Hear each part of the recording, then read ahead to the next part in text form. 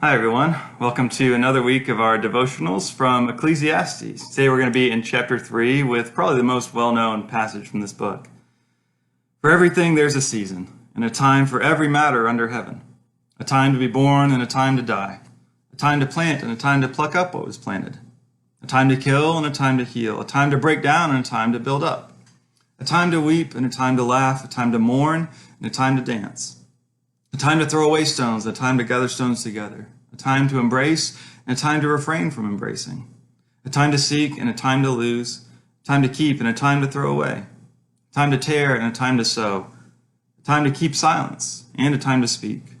A time to love and a time to hate. A time for war and a time for peace. So what I think the teacher here is trying to do is represent all aspects of life, the ups and the downs, and show that this is seasons that we go through. And as is often the case with Ecclesiastes, the question we're left is, okay, is this encouraging or is this depressing? I think really it depends on which season you're in right now. Which time are you going through?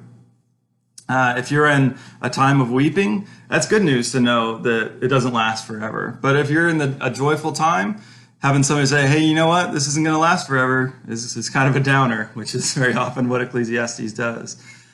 I think it is helpful for us because it reminds us that it is all a part of life. Right? You can't ignore the negative times. Life is not just one happy thing after another. We have to take the good and the bad and see that that's where we find what the real meaning in life. No matter what we're in, I think it's wise for us to know that it's not going to last forever. We don't know how long either is going to last. And there's no promise in here that they're going to be equal. Right? Some people may have more joy in their life, and some people will have more mourning. And that's just the way it is. Which reminds us of what this is trying to do, and really the book as a whole. Right? One of the ways we talk about is the difference between descriptive and prescriptive. Is it telling us how things are, or is it telling us how things should be?